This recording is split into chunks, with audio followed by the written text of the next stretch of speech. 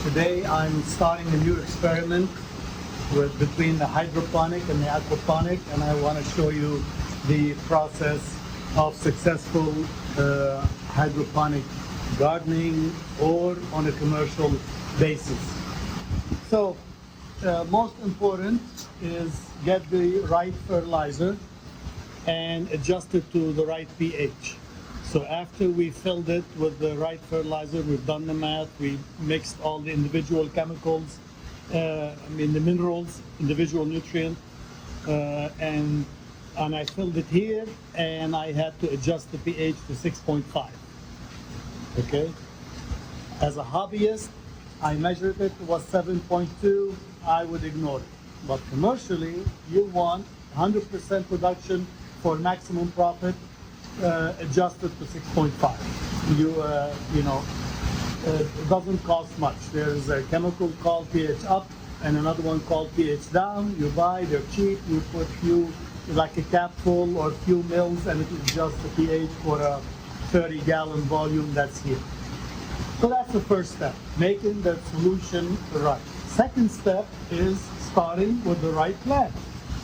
So I like to work with Grodan because it makes life easy.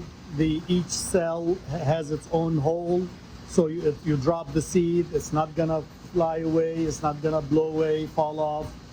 And when you're ready to transplant, it breaks off easy. And the square shape, as I've mentioned in previous videos, is now the standard size for all hydroponic. So like pre-molded foam or NFT with the square, that fits perfectly in it.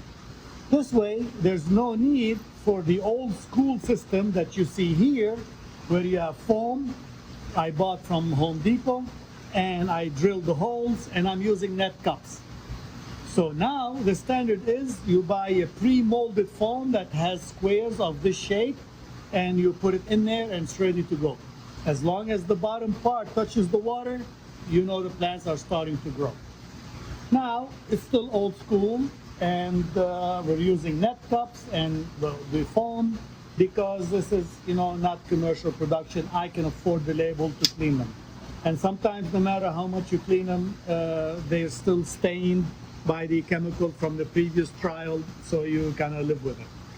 So all you have to do is drop it and make sure that the roots, see how the roots starting to come out, touching the water. So if you look closely here, you see that the bottom of that net cup is touching the water. So even if it's at this level, barely touching the water, and you put that in there, it's fine. Right now, it's you see how deep it is, how much it's sitting in water, so you know it's gonna grow well. Finally, the third important factor, because this is a DWC system, meaning you have static water, not recirculating, you don't want the roots to rot because you want a constant supply of oxygen to the water, and that's why we have an air pump pumping air through those air stones. So one air stone is enough, commercial, the fun for the aquarium. Bigger system, need bigger air pump.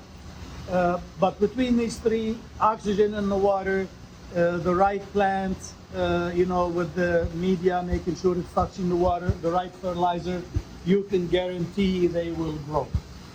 The rest is just a matter of working as fast as you can to drop. I'm looking at it, and I'm seeing that there's water standing at the bottom of every net cup, so I don't have to worry that the cell is in the water. Just drop it and move on. If it's barely touching the water, then you may want to push it and do some adjustments. But all of these, the water level is high enough in that net cup that you can just drop it and ignore and move on. Now, these plants are a little small to transplant. They were seeded on April 26th, so about 12 days ago. 14 days, couple more days will be bigger. But because I'm starting to see the roots here, that tells me they're big enough. They just need a little bit more light, and they will grow fast. Okay, so And that's the beauty of the net cups, is that you don't have to worry about injuring the plant or breaking the roots or hurting it. Just work as fast as you can.